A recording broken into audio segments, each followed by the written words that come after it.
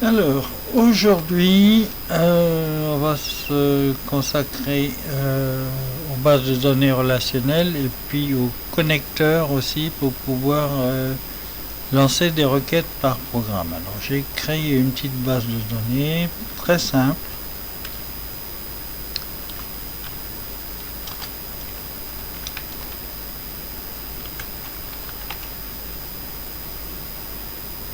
Qui s'appelle test, que je vais utiliser. Alors j'ai mis 3 tables. Table individu, 4 tables.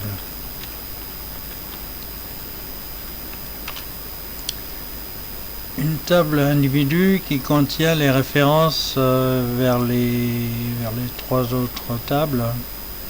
Une colonne nom, une colonne prénom, une colonne naissance. Alors j'ai créé une table naissance pensant à date de naissance, mais c'est vrai qu'il y a aussi des villes de naissance, donc j'aurais dû l'appeler date naissance. Bon, c'est pas grave, on va faire avec. Alors, donc j'ai table nom avec un identifiant qui est une clé primaire, donc note nulle, auto-incrément, unique, etc. Et un libellé non fixé à 30 caractères maxi, pourquoi pas, je sais pas trop ce qu'il faut mettre. J'ai fait une table prénom, idem, avec une clé primaire sur l'identifiant prénom, une table naissance. Ah, problème de clavier. Alors, naissance. Il contient aussi une clé primaire sur l'identifiant naissance et un libellé naissance que j'ai mis en caractère, 4 caractères, c'est juste l'année. Je me suis limité à ça. Donc si je regarde le contenu, j'ai mis 4 enregistrements. From individu.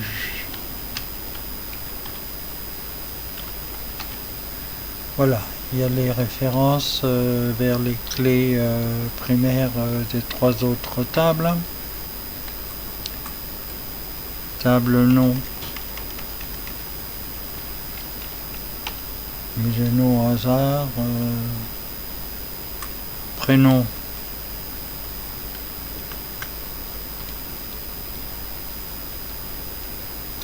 Ah, il y a un problème, c'est qu'il y a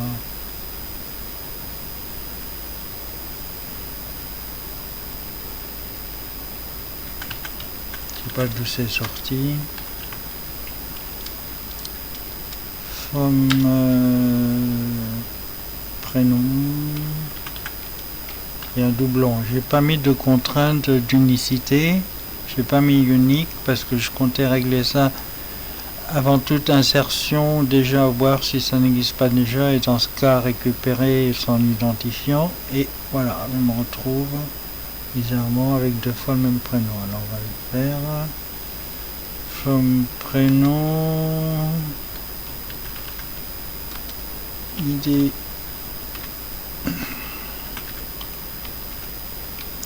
5. Par contre, je crois que le numéro, après, il ne sera pas réattribué. Je me souviens plus, mais aucune importance. Voilà. Je sais pas comment il s'est rajouté. Et on va avoir la même sur naissance.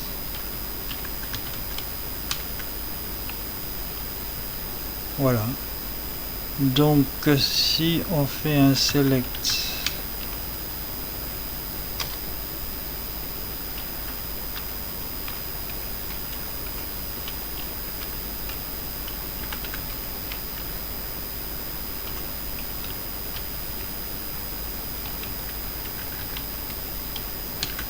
ça commence à faire long parce qu'il faut déclarer 4 tables. Je mets pas les espaces, déjà ça rallonge.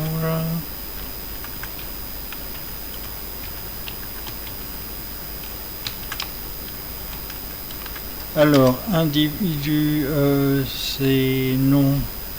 Ah oui, il faut que je mette des raccourcis. Ah ouais, bon, c'est pas grave. S, I.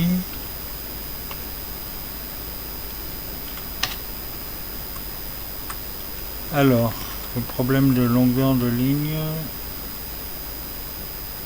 Alors, select. Je sais pas ce qui se passe avec cette émulation. Libre prénom. Virgule libre naissance. From. Individu. SI. Non.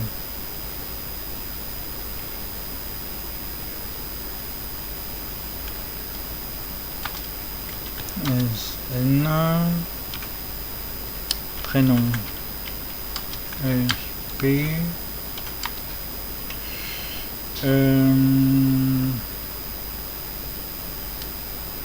Naissance. S. Where. Je sais pas si ça va marcher, comme ça se recouvre. I. Point. Nom. Égale. N. Point. ID. Nom. And. I. Point. Prénom. Égale p.id nom and i.naissance égale naissance j'aurais pu mettre n. S. naissance point ID naissance.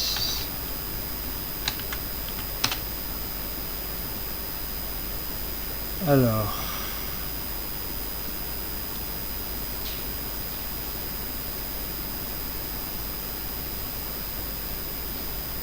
oui, alors il est en train de se foutre. On n'y voit plus rien.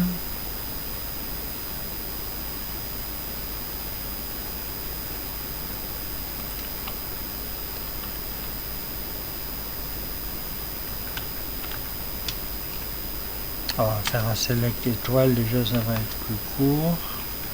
On aura trop de champs. From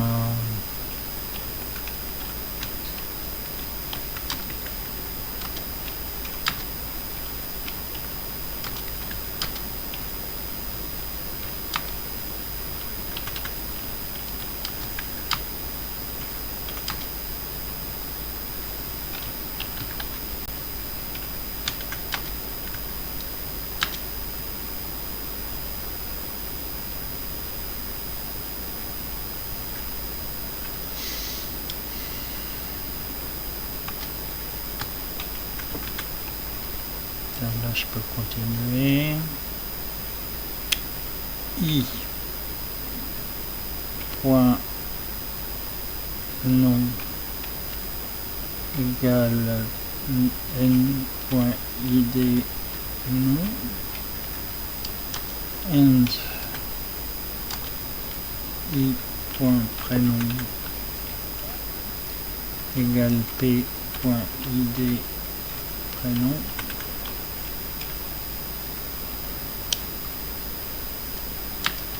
and i.naissance égale s.id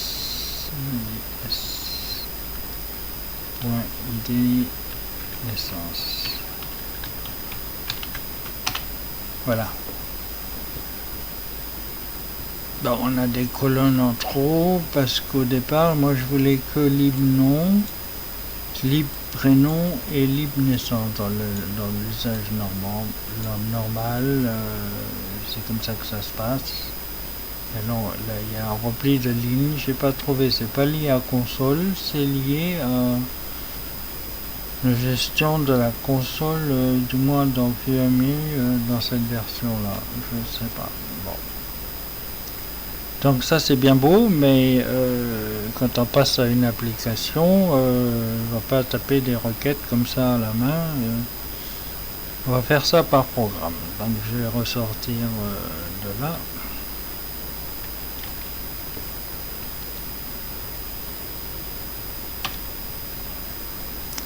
Et je vais lancer mon programme MySQL déjà pour voir ce qui sort.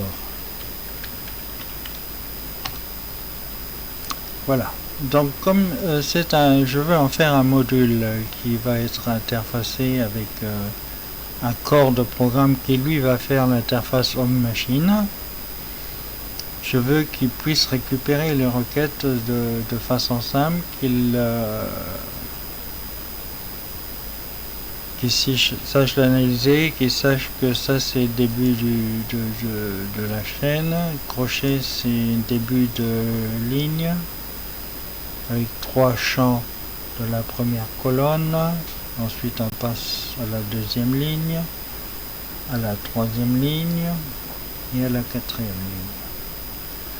Donc on va examiner un peu le programme. Donc je suis parti d'un programme en C, un connecteur C MySQL standard. J'en ai sorti le listing assembler et puis bon bah j'ai arrangé tout ça parce que le compilateur travaille énormément avec la pile et ça c'est incompréhensible. Donc j'ai laissé tomber la pile, j'ai aucune variable en écriture, donc mon programme est réentrant. On va le voir déjà si on parcourt le contenu du programme. Il y a un module, enfin une procédure connexion en global pour que je puisse le mettre dans un fichier séparé, pour que l'éditeur de lien puisse retrouver la connexion. J'ai essayé de respecter les conventions de passage de paramètres R2, R3, un code de retour en 2, le pointeur vers la structure MySQL qu'il faut qu'on conserve à travers le programme jusqu'au bout. J'ai un autre module, enfin une autre procédure fonction traitement requête qui elle va traiter la requête et une déconnexion, sachant qu'au début du programme on fait une connexion, ensuite on lance une série de requêtes, ça va être des select puis des insert into pour agrandir la base, faire des recherches, etc. J'ai un module, enfin une fonction main qui fait pas grand chose et qui est censé être déporté après dans un autre fichier carrément, puisqu'on va s'interfacer avec la sortie standard. Ce fichier liera le résultat des requêtes par l'entrée standard, c'est un node input. Tout simplement on peut piper un programme à l'autre, enfin piper, rediriger la sortie standard de l'un vers l'entrée standard de l'autre. J'ai une section read only data dans laquelle je définis toutes mes chaînes de caractères et pour l'instant la requête elle est en dur parce que c'est mon test. Après bien sûr la requête elle sera générée par l'interface Home Machine qui reste à écrire.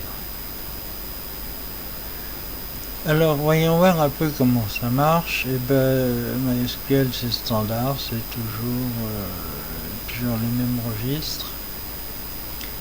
Donc là, comme toutes mes procédures, je ne me casse pas la tête, je sauvegarde les registres qu'il faut sauvegarder du 6 au 15 et je descends la pile de 160 pour faire la save area pour le suivant, comme je l'ai déjà explicité. On commence par une fonction MySQL server init. Quelqu'un m'expliquera peut-être un jour pourquoi on peut passer des arguments à cette fonction là, en tout cas, en général, on met 0, 0, 0. Donc je mets les registres 2, premier argument, accès, registre 3, arrivé, et registre 4, groups, à 0, et je lance la requête et je teste sans code retour. Donc là, on a deux façons de faire dans la structure de programme. Moi, naturellement, j'avais tendance à débrancher en cas de problème et sinon on continuait le déroulement normal du programme. Ici, bon, le compilateur il fait autre chose. Lui, il dit que si mon code retour est bon, 0 c'est bon, je vais à la suite. Sinon, je vais afficher un message pour dire que la connexion est impossible et puis on sort avec la fonction exit qui est la même que le service call 1, je crois. Si on regarde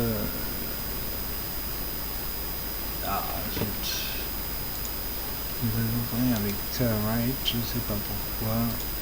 Kate. Donc voilà, donc mon SVC 1 c'est la même chose. C'est ce qu'il fait d'ailleurs, il va directement appeler SVC1 qui détruit le processus. Vu qu'on est bancal avec la pile, on ne peut pas faire comme ça un retour à l'appelant. On pourra retourner à l'appelant que en restaurant la pile. D'ailleurs, je mets dans R2 le code retour. En R3, le pointeur sur MySQL qu'on a récupéré à l'ouverture, à la première connexion, ici. Et je retourne, là, on va voir un peu plus près. Donc on a la première fonction, on met tout à 0, d'accord, on saute là. Alors pour initialiser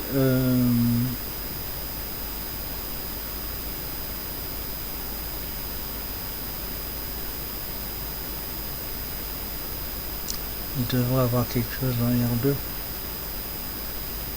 Ah oui, pardon. R2, c'est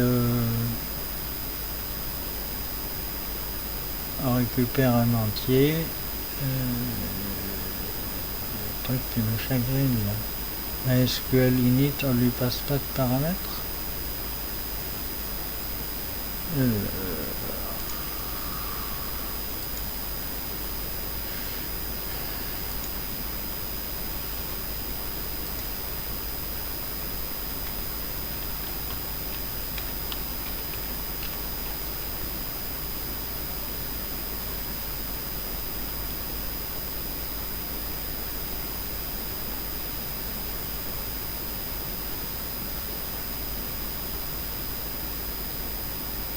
Ah oui, c'est sur MariaDB. Pardon.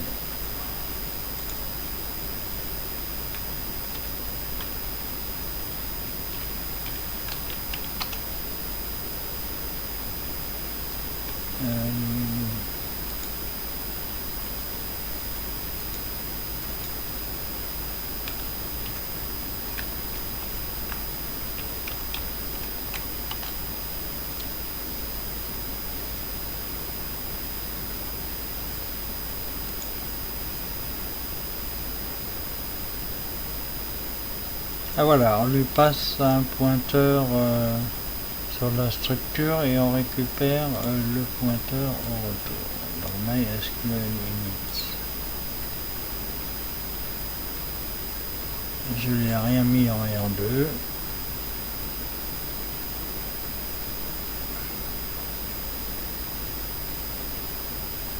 Je lance la procédure et on retourne dans R2, on récupère un MySQL pointer.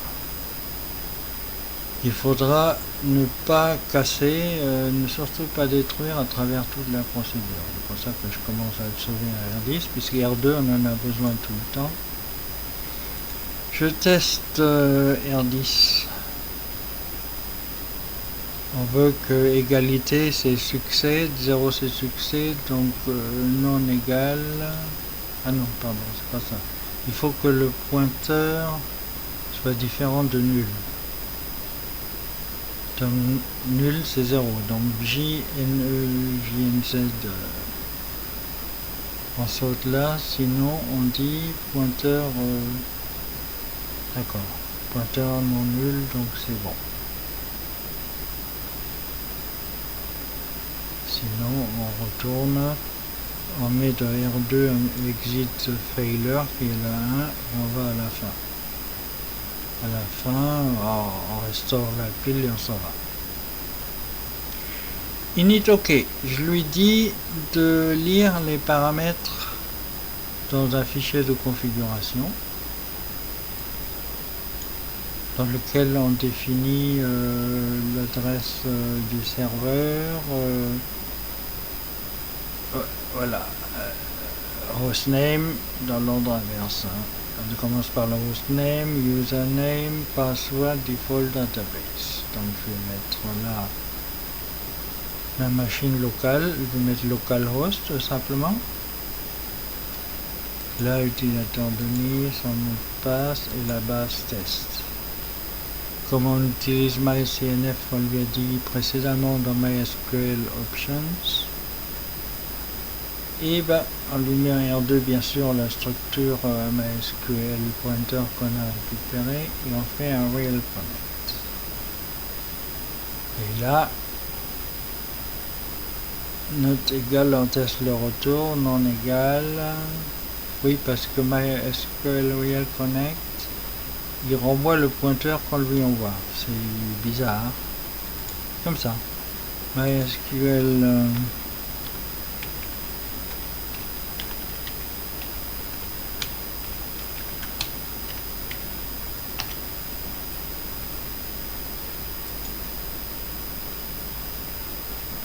voilà, en fait, il renvoie le pointeur qu'on lui a passé. Ou 0 si ça n'a pas marché. Donc il faut qu'on trouve ici quelque chose de non nul. Voilà. Et là, on va lui dire code retour 0, donc succès. On met dans registre 3 le MySQL pointer et on a fini. D'ailleurs, ce que je fais dans le programme principal, je lance la connexion. Si c'est pas bon, on va à la fin. Je mets dans R2 le MySQL pointer, on peut le rajouter.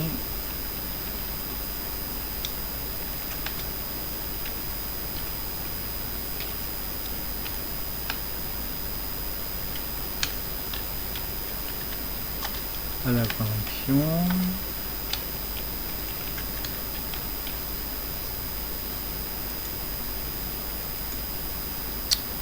Je lance mon traitement, je teste pas son code retour pour l'instant et ensuite je remets dans R2 le R3 qui m'a été restitué par le traitement pour faire la déconnexion. Donc là-dedans, j'ai pas de section data, j'ai pas de données en écriture, donc je suis tranquille, sans utiliser la pile, en me débrouillant avec les registres. Je suis réentrant. Alors on va lire maintenant, on va étudier un peu le traitement de la requête. Voilà, pareil, le MySQL pointer il m'arrive en R2, je le mets en R10 pour l'instant. Je mets à R3 la requête, une requête qui pour l'instant est en dur dans le programme, mais qui elle après sera dynamique en fonction de ce qu'on fait au clavier. On est d'accord?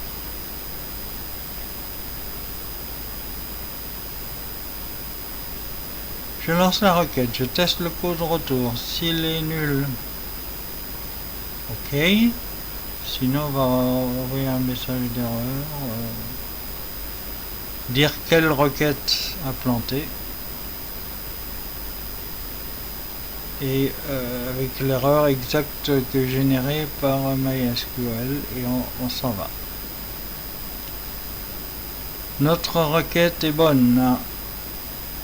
On va maintenant dire comment on veut récupérer le résultat. Alors il y a deux modes, store result et use result. Store result, il va le stocker dans le programme à plan, avec l'avantage qu'on sait le nombre de lignes qu'il y a ici, 4, puisqu'il va y avoir 4 réponses. Alors que MySQL use result, il va mettre le résultat dans la mémoire du serveur. On va pouvoir faire des fetch jusqu'à ce que le résultat soit nul. Et on ne sait pas d'avance combien on va avoir de retour. L'un dans l'autre, c'est pas grave, moi ça me gêne pas. Je suis parti sur la solution la plus compliquée, c'est le store result. Alors je commence à formater ma sortie. Je vais d'abord faire une requête numfill. Celle-là marche dans tous les cas, c'est le nombre de colonnes. Ici 3, puisque je vais lister lib nom, lib prénom, lib naissance. J'ai 3 fields, mais bon. Je vais m'en servir dans une boucle. Et je lance une autre requête qui me dit combien de lignes il a chargé. Ça, je vais mettre derrière 7.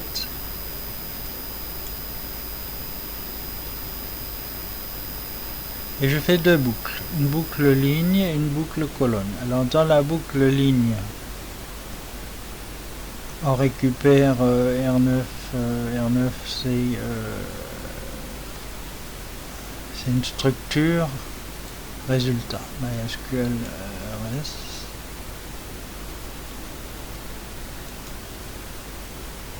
Et avec cette structure résultat, on va la passer en paramètre à fetch rule. Si le retour est non nul, ça va. Si le retour est nul, ça voudra dire qu'il y a une erreur, qu'on lit une colonne en trop. Alors que si on est en mode use result, ça c'est tout à fait normal. À ce moment-là, si c'est nul, on arrête la boucle, on sort de la boucle. Bon, ici je boucle. Donc ma ligne OK. R11, ça va être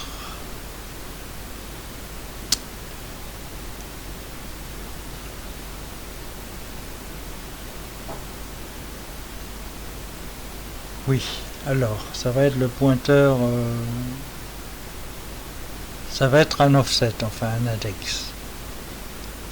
Je vais mettre dans R13 le nombre de colonnes, R12 la structure, et je vais charger en 6. Alors comment que ça marche en fait? C'est une adresse qui pointe vers d'autres adresses. Alors le mieux c'est de mettre d'ouvrir le débugger et de mettre un point d'arrêt sur colonne.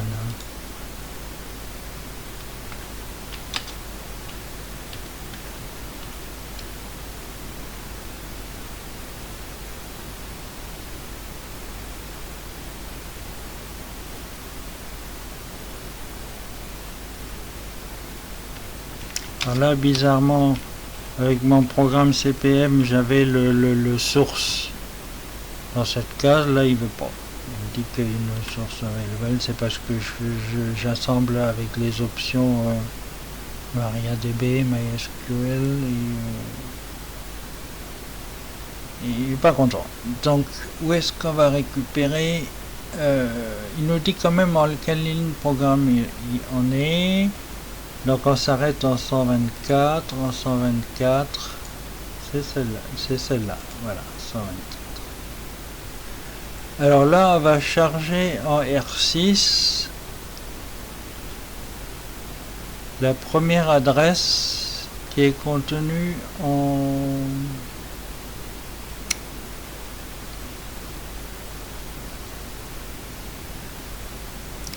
Donc R12 c'est R2. R12 c'est R2, on va retourner dessus.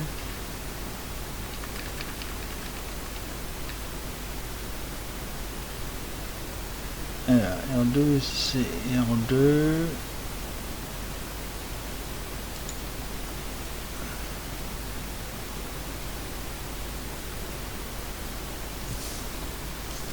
Alors on va examiner ce qu'on a en fait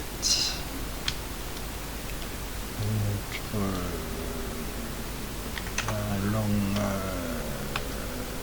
0x. Alors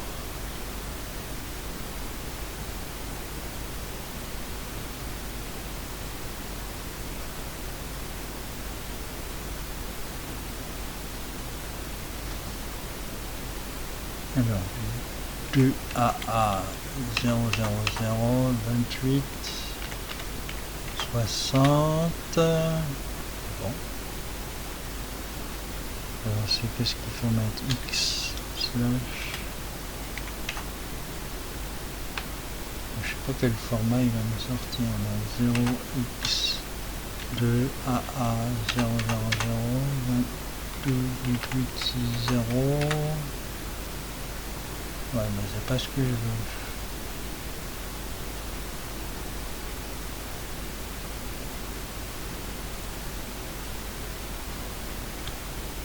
Je me souviens plus, je l'avais fait l'autre jour.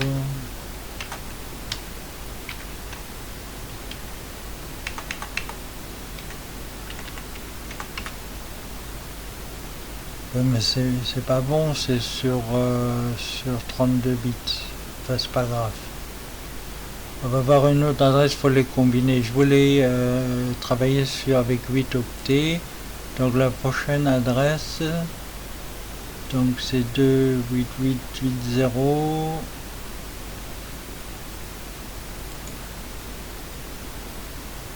Celle d'après 28885 et la troisième 288B. Alors on va aller voir ce qu'il y a en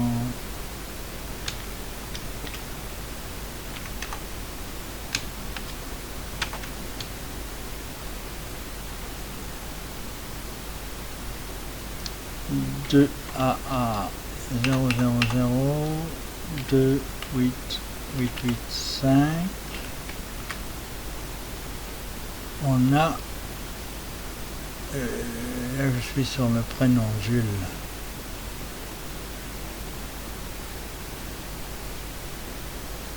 Et on peut pas revenir en arrière. Alors attends.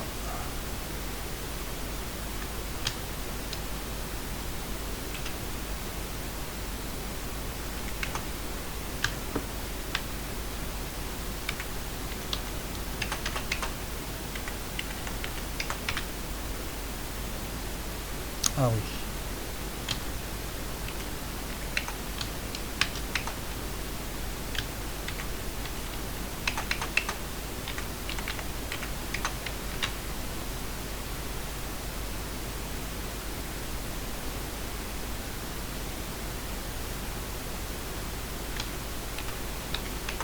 J'avais bien mis X tout à l'heure.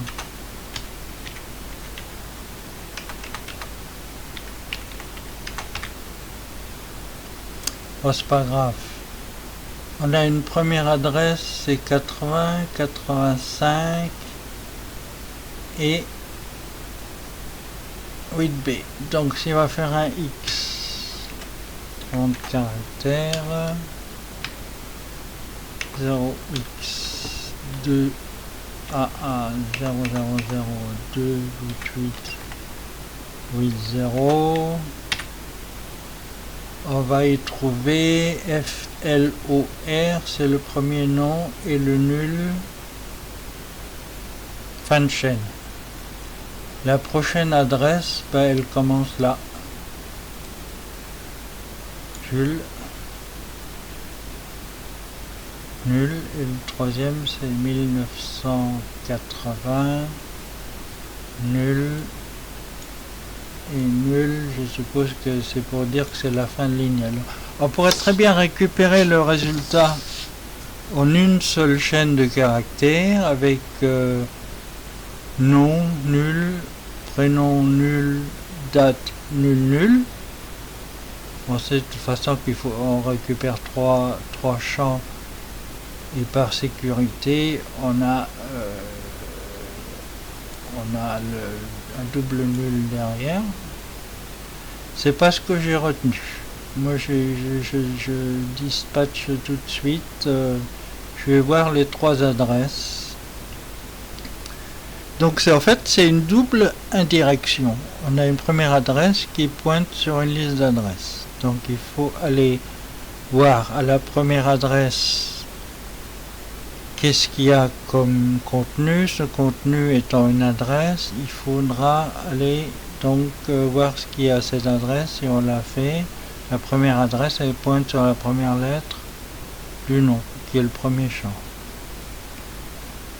Donc là j'ai cherché un peu pour comprendre cette double indirection, ça ne pouvait pas marcher autrement, les adresses s'enchaînent et comme c'est tout l'un derrière l'autre, elles sont décalées très peu, puisque une fois qu'on est à Jules avec un nul, le troisième pointeur il pointe là-dessus jusqu'au nul. Et si on avait un quatrième champ, ça continuerait derrière, ainsi de suite, avec 4 champs, 4 adresses, 4, 5 adresses, etc. Donc c'est assez simple finalement. Ce que je fais, je vais charger de R6 le contenu de R12, c'est-à-dire le résultat, ce qu'ils appellent MySQL result, avec un offset de 0 pour commencer, pour avoir la première adresse. Cette première adresse va être l'adresse de la variable que je vais mettre en printf. Le printf, je vais faire un printf de ça, c'est-à-dire que la variable, ça va être le contenu, ça va être floor pour le premier, et je rajoute des cotes. Pour ça, je vais relancer le programme, ce sera plus simple à mémoriser.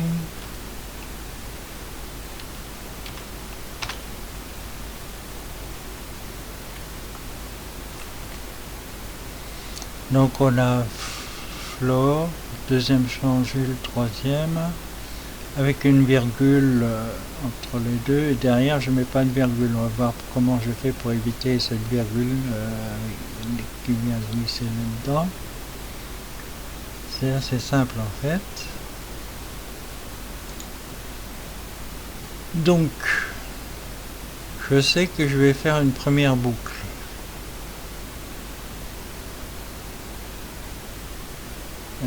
Voilà, première boucle. On part avec le nombre de colonnes, c'est-à-dire 3.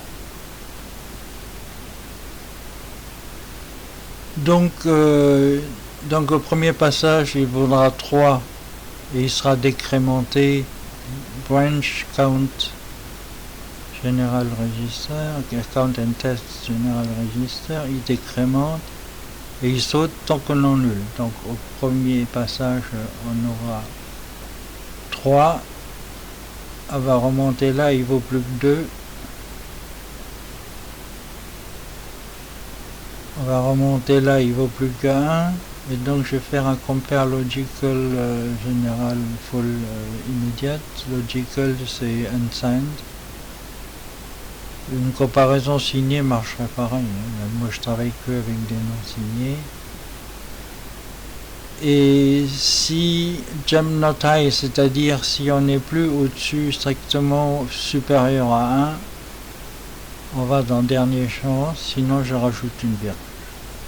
Et je rajoute 8 au pointeur pour taper 8 octets plus loin pour la deuxième colonne pour récupérer la deuxième adresse et ainsi de suite. On peut mettre autant de colonnes qu'on veut.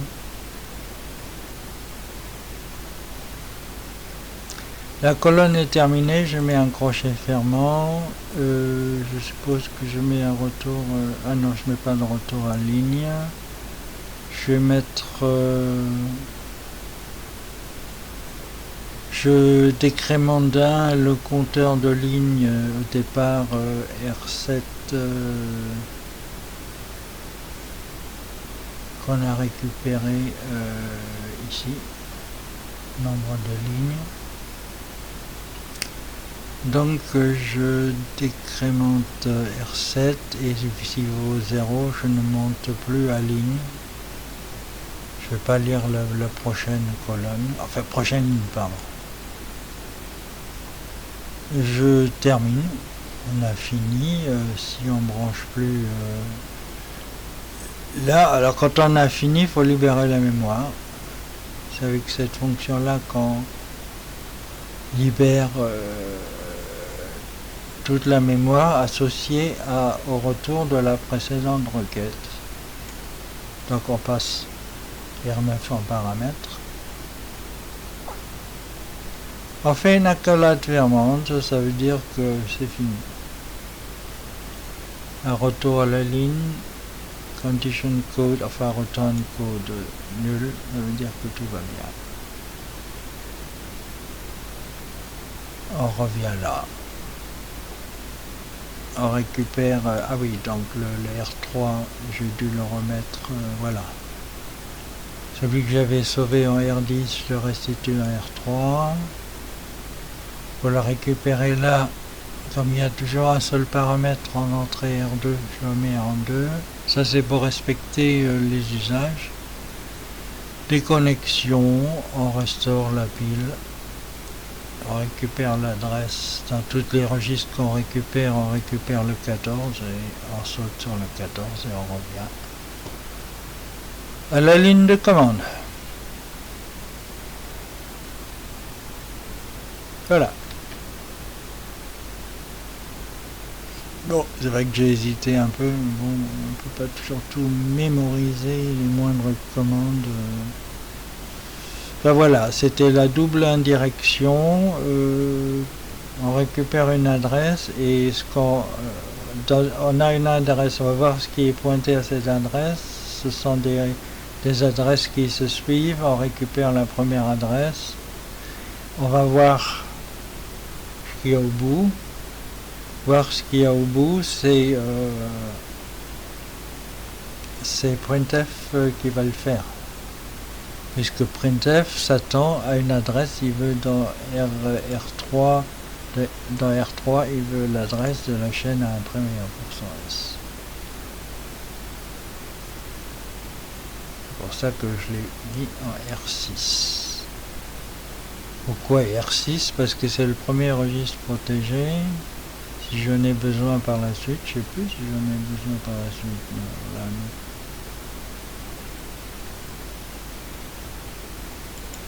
Non, vu que je boucle.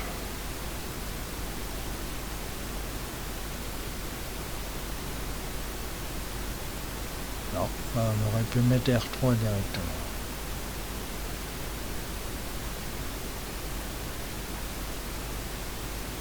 Ça devrait marcher autant.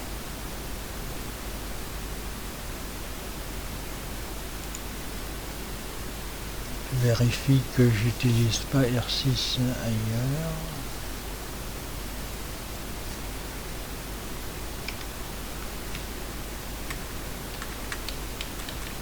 Et là j'utilise plus R6.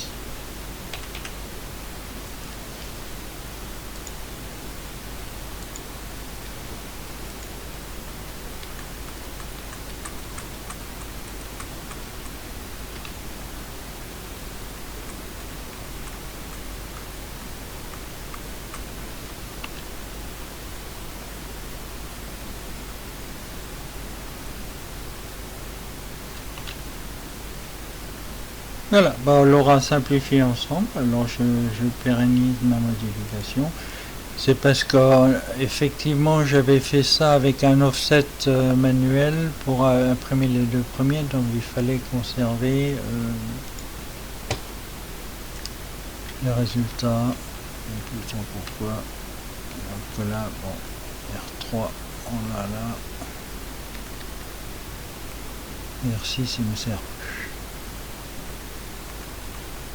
Ah, c'est ça le problème, c'est qu'est-ce qu'on met dans les registres et quelle est la durée dans le code où il faut qu'on maintienne les valeurs du registre, ou quand est-ce qu'on peut commencer à la réutiliser pour mettre autre chose avec, pour faire un autre usage.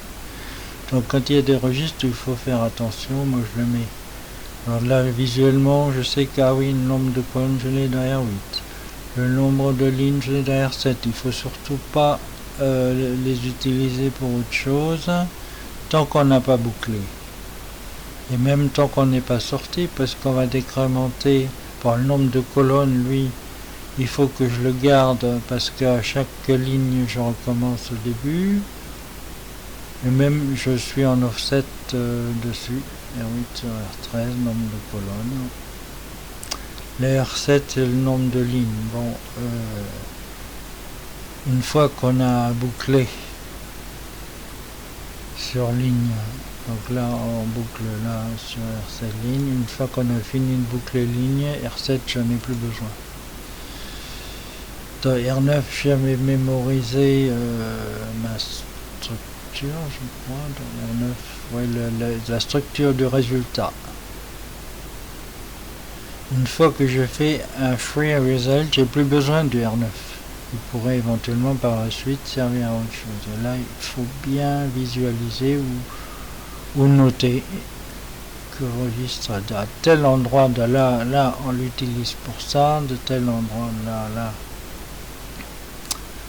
on l'utilise pour ça. On va le transférer une dernière fois et le compiler pour être sûr que j'ai rien cassé. Je récupère en FTP depuis la machine hôte. Je le recompile et je l'exécute. Voilà, ça marche. C'est bon.